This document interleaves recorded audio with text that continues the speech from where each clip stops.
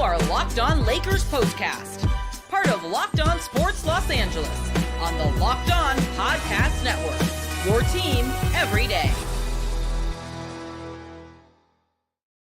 Rui had his best game in a Laker uniform. LeBron played like a king, and the Lakers played their best second half of the season. We talk about it all on the Locked On Lakers POSTCAST. I'm Dave Palais. Thanks for joining me tonight. Again, talking Laker basketball with you after every single Laker game. Win or lose, that's the way it goes. Of course, taking comments as well. Appreciate it. Again, Lakers snap a 3-game losing streak, and that is big. Look, I love doing these shows, talking Laker basketball, but boy, it is not that much fun when the team loses. And when the team loses, I get frustrated, you get frustrated, and we try and figure out a better way to make things work a little bit, I guess, the way we expect as Laker fans, which means wins. Win the games you're supposed to win. The Heat, of course, tonight playing without Jimmy Butler. Dwayne Finney-Smith, he's out. Congratulations to him, and welcome a brand new baby to the world.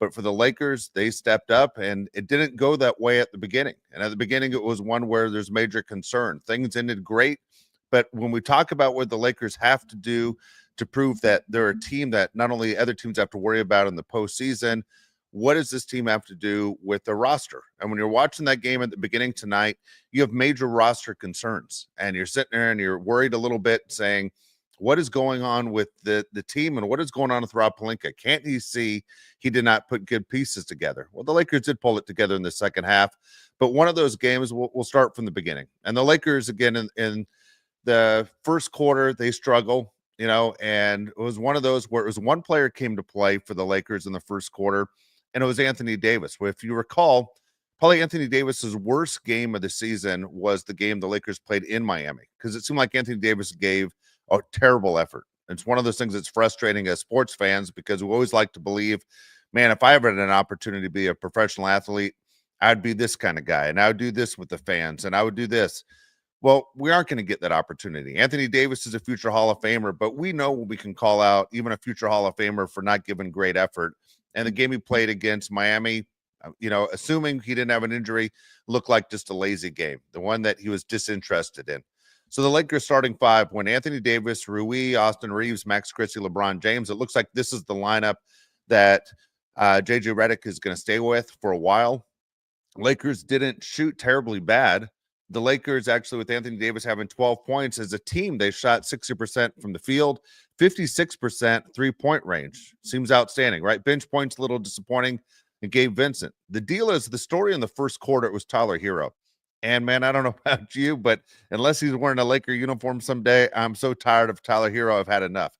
Tyler Herro went off on the Lakers when they're in Miami, and he comes to L.A., and, again, he looks like he's one of the best players in the NBA, and he's a very good player.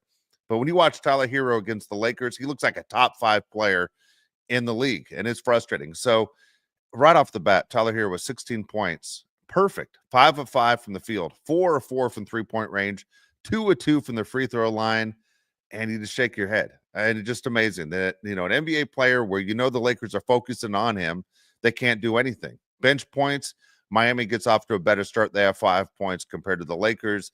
Again, it's not feeling great when the Lakers are struggling and shooting really well, yet they're down 38-34.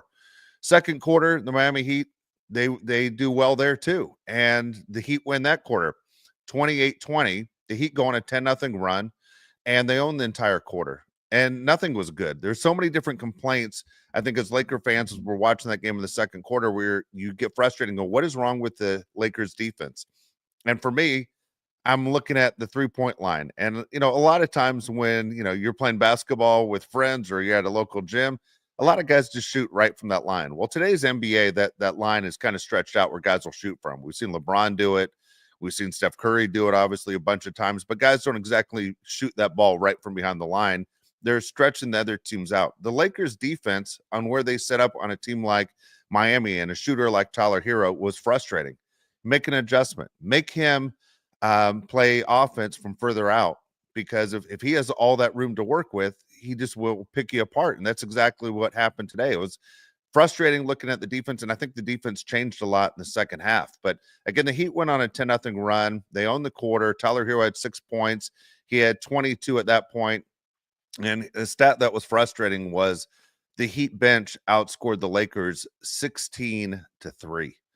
And it becomes frustrating going again. The Lakers pulled off a trade a few weeks ago, yet we aren't seeing usually the change you see on why you make a trade, meaning why things aren't paying off for the Lakers. So kind of frustrating. At the half, the Heat have a 12-point lead. They lead 66-54. It's starting to feel like Laker basketball.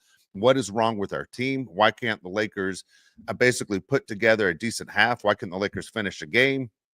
This game felt like it was going to end really poorly. Like, this is one of those games the Lakers going to lose by more than 20 at home, and you shake your head and go, there are no answers. Lakers at the half, they shot 46% from the field, 31% from behind the arc, 63% from the free throw line. Outside of the 46% from the field that I can take, all those stats drive me crazy, especially the free throw shooting. I don't understand how the Lakers can't shoot free throws, especially that they can't shoot free throws at home.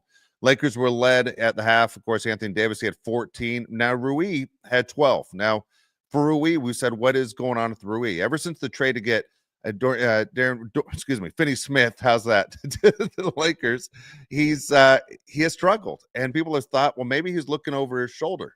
And maybe the fact is that you're hearing all these rumors that, the Lakers are looking to make a change in the starting lineup, and Rui would be the one that comes out. Well, Dorian Finney-Smith is a guy that is in a situation where he hasn't said anything that we know about, and everything right now seems to stay the way it is. So whatever is going on with Rui and why he hasn't played well since the trade, I don't think a lot of people understand. And it's kind of strange that he had the game of his life tonight in a Laker uniform when Finney-Smith is at the hospital with his wife as she just had the baby. Kind of strange. So I don't know what's going on in his head, but man, it was great to see a great night from him overall. The Lakers, again, Anthony Davis 14, Rui had 12.6 rebounds. He was active. LeBron James 7 points, 4 assists, 3 rebounds. For the Heat, it was all Heat. So the Heat shot 58% from the field, 56% from behind the arc, also 93% from the line. The Heat had just amazing numbers, just dream numbers for any NBA team. Pretty impressive. Tyler Herro for the Heat, he did miss a shot actually in the first half, finished 7 of 8, 5 of 5 from three-point range, perfect 3 from 3 from the line. Just an incredible first half for him. And you're thinking, how do you possibly slow him down? The Heat also made 10 of 18 from three-point range as a team, compared to the Lakers 5 of 16. The Heat outscored the Lakers 22-18, or out-rebounded the Lakers 22-18. And the Lakers, though, the one thing they did well was they moved the ball a little bit. Lakers had 14 assists. They did win this category, 14 assists to 12. Lakers only had 5 turnovers, which is a huge plus for a Laker team that does turn the ball over too much, yet you're losing by 12 at the half. The Heat, by the way, had 9. Lakers scored 13 points off of the Miami turnovers. The Heat scored only 7. So pretty big. Now, points in the paint, the stats always misleading when you look at points in the paint. It used to mean something back in the day when you looked at, old basketball, before the idea was to everybody fire up the best three-pointer you can get. Lakers doubled up the points in the paint for Miami, 32-16. But again, when you add up the numbers, one is worth 2 points and one is worth 3 points. Eventually you can see why the score is that much in favor of Miami. 21 bench points for the Heat. Lakers bench points were 5. Gabe Vincent had all 5. And it's frustrating again. Like, how deep is this team and what is this team doing as far as getting better moving forward? So it becomes frustrating again as Laker fans when we see that the team is struggling on that. So overall, can the bench get better? Can Rob Pelinka figure something out? Can they figure out something in the rotation? Jared Vanderbilt, when's he coming back? I mean, you're hearing all these stories. I'll believe it when I see it. He's like DJ Chark for the Chargers. I'll believe it when I see it. As far as I know, I'm tired of looking at him in street clothes on the bench. And look, the best ability is availability, and Vanderbilt hasn't been available, and that's what becomes extremely frustrating. We'll get to comments as well. Also look at an amazing second half for this team. But first, want to mention our good friends at Hungry Root. When it comes to grocery shopping and meal planning, I've had this ongoing problem, just like many of you. I just don't have time between work, life, trying to eat healthier, especially at the beginning of the year. I was constantly feeling stressed out. I was one of the guys didn't put a lot of time into what I put into my body. So look, I don't like going to the grocery store. I'd go to the grocery store, I'd buy things I didn't need, and then I end up with no time to actually cook. Sticking with my health goals, that's always a struggle too. But everything changed when I discovered Hungry Root. Honestly, it's been a game changer. It's the easiest way to eat healthy without all the stress. With Hungry Root, it's like having a personal shopper and a nutritionist all in one. They take care of my grocery shopping, recommending meals and groceries based on my taste and health goals, from anti-inflammatory to high protein and gluten-free options. And the best part is every meal is ready in 15 minutes or less. That's perfect for me. Yeah, look, I'm talking quick, I understand, but healthy meals and actually tasting great all at the same time, delivered straight to your door, you can't beat that. It's been a huge time saver and has have basically made eating healthy so much simpler. Now, look, you're going to love Hungry Root as much as I do. For a limited time, you can get 40% off your first box and free item in every box for life. All you have to do, you go to hungryroot.com/lockedonnba. Just use the code LockedOnNBA. That's hungryroot.com/LockedOnNBA, code LockedOnNBA, to get 40% off your first box and a free item of your choice for life. Now, hungryroot.com/LockedOnNBA, code LockedOnNBA. Don't miss out. So, great option for you right there. Again, Lakers at the half, the team struggled, and of course that is frustrating as they're down by 12. Miami won the first quarter 38-34. They won the second quarter 28-20. And one of those, you're thinking, man, I have other things to do with my night, but can the Lakers put on a show? And for the Lakers, we know that whatever is said at halftime, those halftime speeches haven't been great. And the Lakers usually come out kind of slow. Well, this was a different situation tonight for the Lakers. The Lakers actually came out on fire. Lakers outscored the Heat in the third quarter 29-19. And so when you're going, okay, they outscored them 29-19. Heat still lead, of course, after the third quarter, but at the same time, it was a big step for the Lakers. The Lakers jumped out to a 7-0 lead to cut the deficit down to 66-61.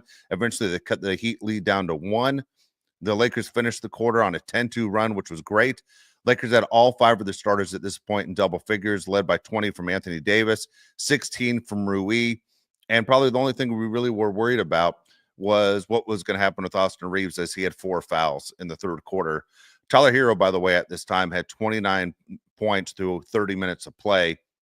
So the Lakers, you're feeling they have an opportunity to do something great.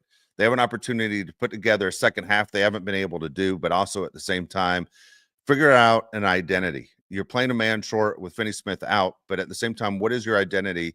Meaning, are you the kind of team that is going to throw the towel in and to say, we can't win, we can't put on a decent show in front of our fans at Crypto? What's going to happen when you go on the road when it's only going to get worse? And this Laker team was able to rally, and something we haven't seen. And when you're seeing guys in the box score who are getting double digits, you have to feel good. Which means everybody feels like they're involved. It keeps the energy up. It keeps the effort up. It keeps the entire team involved, knowing it's not 1 or 2 guys that is carrying you. And for the Miami Heat, absolutely great for them as well, that, you know, they relied on Tyler Herro. They didn't have Jimmy Butler, as we mentioned, but it became really a show of just a few players, whereas the Lakers, there was balance from all over the court, and that was big for them. Lakers, look, here's the deal. Fourth quarter, Lakers finally, with 10:45 remaining in the fourth quarter, they took a lead, 88-87 on a Gabe Vincent three-pointer. You remember the pass, LeBron James to Gabe Vincent, hit the corner 3 from the left side, and basically there was no looking back. And for the Lakers, you have to be pleased. The way things worked out for them right there, that they were able to put together a run, put together a great second half, was something this team desperately needed. So when you talk about how they finished in scoring, 6 guys finished in double digits. That's a great game for any NBA team right there. 6 guys finished in double digits. You know, I've done enough as far as covering the Lakers in person, all the way back to Del Harris, I think was the first coach that I had in the 90s. And they all do the same thing. Every coach gets that sheet of paper. They look down on it and they go, how many guys scored in double figures? Then they look at how many turnovers did they have and how many missed free throws do they have? And so it's very simple stuff. It's not something that's, you know, on a stat sheet that we don't know about, but they want to know, was the team involved? They look at the assist numbers. Did they get out rebounded? Everything that goes to usually winning team basketball. And for the Lakers tonight to have 6 guys scoring double digits was a great night. Okay, so Anthony Davis started off as the leading scorer for a long time, but it was Rui. Rui is the one that actually led the Lakers in scoring tonight. Rui had 23 points, had 8 rebounds. Awesome. You know, 1 steal, one assist. He's not in there for assists, but he's in there to basically be a good facilitator, be a good team player. And tonight he stepped up. Arguably the best game he's ever played in a Laker uniform. 23 points, complete team player. Having Rui on the court in 33 minutes was big for the Lakers. Again, two guys on the Lakers scored 22 points tonight. Anthony Davis in 37 minutes, 22 points, 11 rebounds, 4 assists, 2 block shots, 2 steals, only 1 turnover. Anthony Davis showed tonight again why he's consistent, why he's a Hall of Famer. That's the kind of game the Lakers need, is Anthony Davis to be balanced all the way through on defense and on offense. LeBron James, where it looked like it was going to be just I guess a basic LeBron night. I don't know if what that is exactly called or what that looks like, but you know what I mean. You know, a great LeBron James night is a triple-double, scored somewhere in the 30s. But LeBron James tonight, 22 points, 9 assists, 5 rebounds, and got red hot in the fourth quarter. Lakers outscored the Heat, by the way, in the second half by 21 points. Was amazing. Okay. Austin Reeves had an interesting night because, again, he was in foul trouble early in the third quarter and did not pick up another foul the rest of the game. Finished with 4 fouls. Had 4 fouls in the third, finished with 4. Austin Reeves, 14 points, 14 assists. This goes to exactly what we've discussed a lot over the last few games. When we say Austin Reeves wants to be the point guard of this team, that's how you do it. The 14 assists, the only 1 turnover. That's it. 1 turnover and 14 assists. Couldn't ask for a better game from Austin Reeves.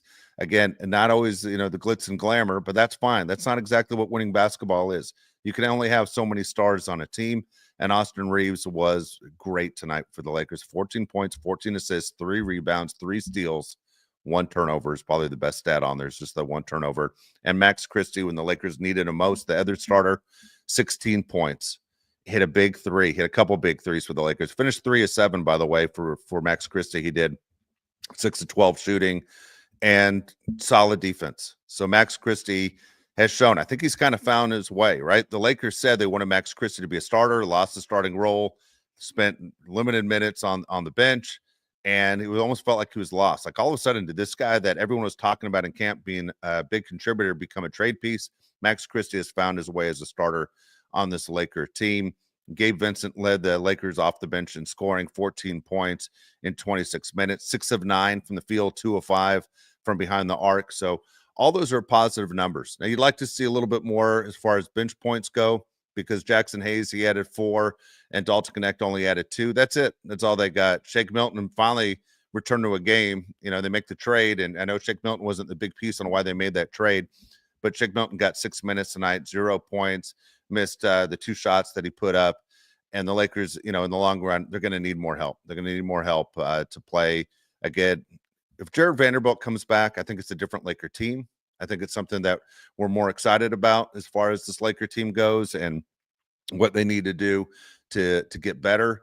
But for the Lakers overall, a win is a win. And to win tonight, 117-108, was big. Okay, we'll take your comments in just a second as well and take a little bit deeper look into that box score. But first, want to mention the people over at Wayfair. Now, look, after the holiday hustle, there's nothing like giving your home a little TLC. I always find that decluttering and refreshing my space helps me get back in a routine. It's always great to start the new year off, basically, as I always say, with a fresh, clean sheet of paper, whether you're tidying up, cleaning out, or you just want to give your space a new look. Start the year with Wayfair. They have everything you need, all within your budget. I'm currently looking for furniture, and their huge selection basically makes it easy to find pieces that fit my style and my budget. My favorite part is free and hassle-free delivery. Even for larger items, Wayfair site is so easy to navigate through. I found myself, I needed just one item, and it took no time at all. Look, it is there for you as well. There's something for every style, every home, no matter your space, your budget. Wayfair makes it easy to tackle your New Year's Eve home goals with endless inspiration for every space, whatever your decor style, whatever you need. Why do you pick certain items? Because there's something that you love. Guarantee you Wayfair has it. What do you love about them? Well, that's your style. How did you find the item for your home? It's easy. Just go to Wayfair, check them out. Did Wayfair help you out in a time crunch? They can. Was delivery free and hassle free? Of course it is. Give your home a refresh that it needs. Wayfair. Head to wayfair.com right now. That's WAYFAIR.com. Wayfair, every style, every home.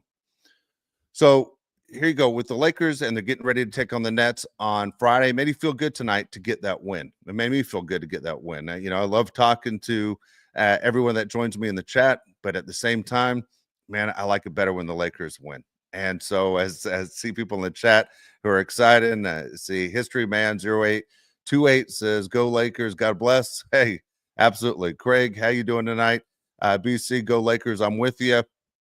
And at the same time, the Lakers, again, they put on a show. This is what the Lakers are supposed to be about. I mean, they put on a show, whether it's an alley-oop to LeBron James or it's LeBron James having a great fourth quarter. This is what Laker basketball is. This one's at its best.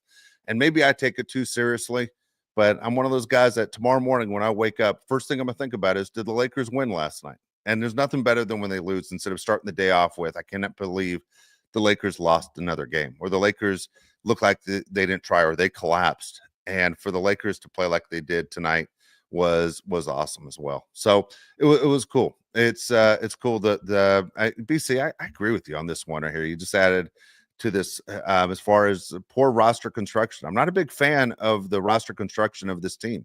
Kind of curious if I'm alone on this, but BC, you and I are in the same boat on this. I think the roster construction could be better.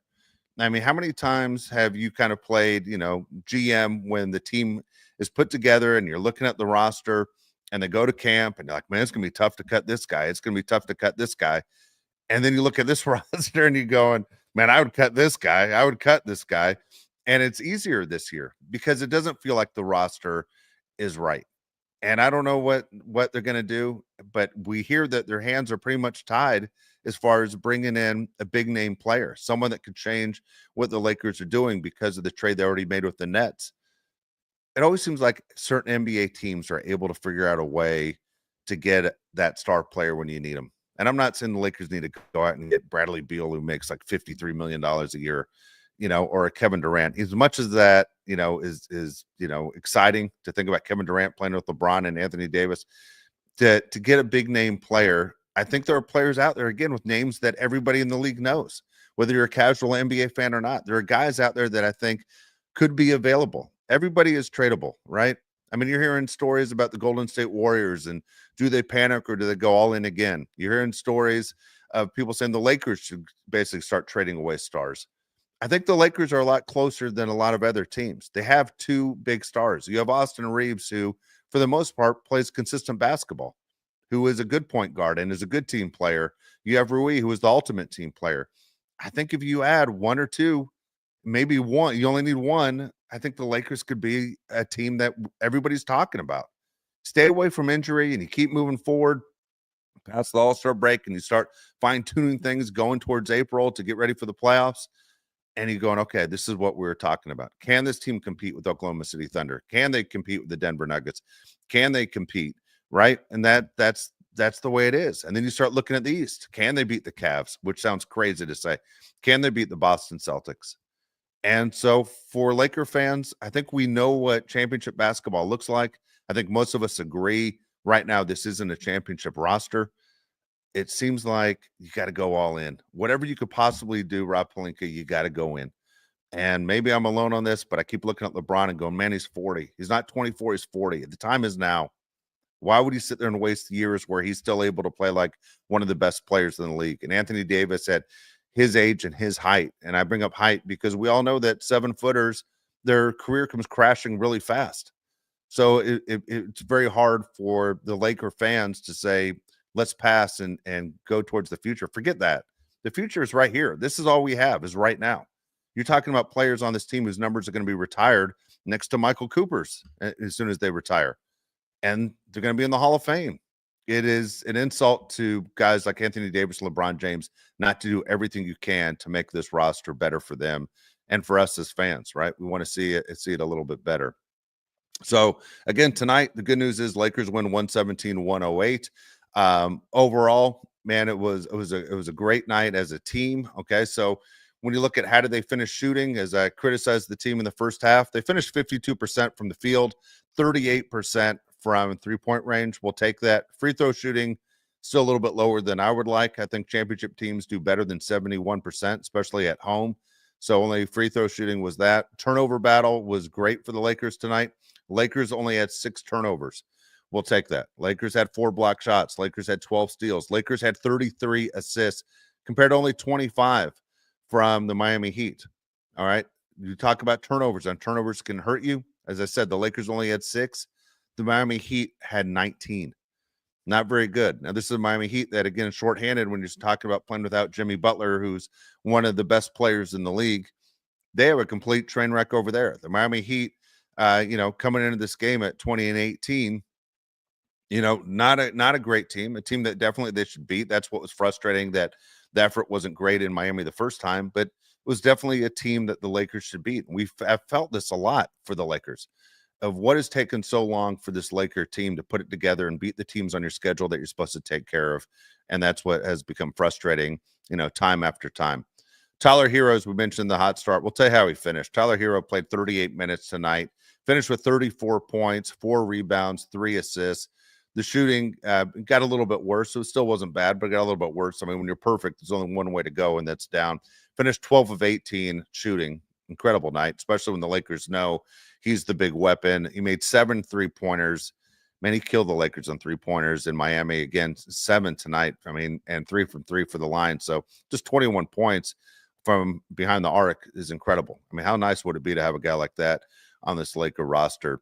For Miami, they finished with 4 guys in double digits, but barely in double digits, meaning Tyler Herro had 34, then he had 12, he had 11, and he had 12 again, off the bench. So not a great night for Miami. Miami only played 9 guys. Lakers, by the way, they didn't play a bunch of guys as well.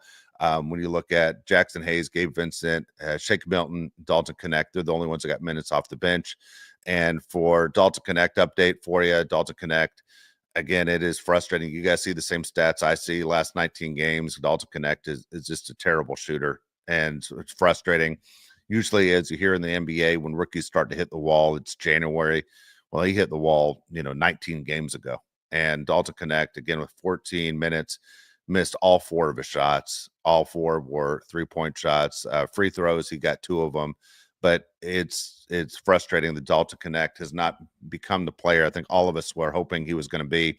Again, if you watch college basketball and you're watching the SEC and you see how talented the SEC is as a league, Dalton Knecht was player of the year last year in the SEC. So you're talking the best conference in college basketball, and he was the best player in the entire conference. To now struggle in the NBA is frustrating. It has to be frustrating for him as well. Probably the first time in his life as a basketball player he has ever struggled. But right now it has become, very frustrating for him, very frustrating for Laker fans. So what does it mean for the Lakers as far as the standings and the win, and where do they go in the playoff picture? You guys have heard the whole thing from me a million times. I always say I want to get to the 4 seed for the Lakers. I think they're in the best position to do that right now. Number 1 seed, no shock. It's the Oklahoma City Thunder. They've now won 3 straight games again. They've won 9 of their last 10. Houston Rockets have won 5 straight games. They're the number 2 seed. Memphis Grizzlies, they won tonight. Again, if you have not seen the Ja Morant dunking over Wemby, you got to see that highlight. It's worth looking up. You can go to your phones right now and check that one out. And the Denver Nuggets are the 4 seed. Denver's playing well. They've won 7 of their last 10. But look at that. Coming in at the 5 seed right now. We're at 5. It's the Lakers. The Lakers 21-17 on the season. Not a bad night for the Lakers, again, because they move up to the 5 seed. That was big for them. So Clippers also with the same record. Clippers at 21-17. We'll see the Clippers real soon. Dallas Mavericks are the 7 seed. Dallas has struggled against every team in the league but the Lakers. They've now lost 3 straight games since playing the Lakers. They've only won 2 of their last 10. Minnesota is a 500 team, 5-5 in their last 10. They're the 8th seed. Sacramento is the 9th seed, and the Golden State Warriors are the 10th seed. So all the crazy talk with the Golden State Warriors are still hanging on. Phoenix Suns are behind them, not in it. San Antonio, not in it. Portland, Utah, New Orleans, none of those teams are in the playoffs if the season ended today. And in the East, I'll always give you the top 3. Cleveland, again, has won 9 of their last 10. They're 34-5. Celtics 28-12 on the season. They're this 2 seed, but 6.5 games out. And the New York Knicks are the 3rd seed. They're 8.5 games out. So how many teams in the East do you think have a legitimate chance to win an NBA championship? I still am not a huge fan of the Knicks. I know there are a lot of New York people in California. If you're watching this Laker postcast, not a Knicks fan, and maybe Milwaukee because of course you have two huge stars on that team, and you never know what can happen in the postseason, and they're postseason ready. So here's the deal. Lakers are back in action on Friday. They're at home again. They're taking on the New Jersey Nets. It's going to be a 7:30 tip-off. Again, if you want to follow Laker basketball throughout on the Locked On Sports Network, you can follow Brian and Andy. They do a great job. They talk Laker basketball every single day. I'm here for it with you for all the post-game shows, talking Laker basketball. And again, you can catch every one of these shows anywhere you get your podcasts, and of course, including YouTube as well. But Laker basketball is always a big topic in Los Angeles sports. Let's all keep our fingers crossed. Let's hope that Roki picks the Dodgers. We hear that's coming in the next couple of days. And then hopefully we're talking about another Laker win on Friday when they host the Nets. Again, final score tonight, Lakers win 117-108. Big win for the Los Angeles Lakers. Lakers fans, we needed it tonight. I'll see everybody on Friday. Take care.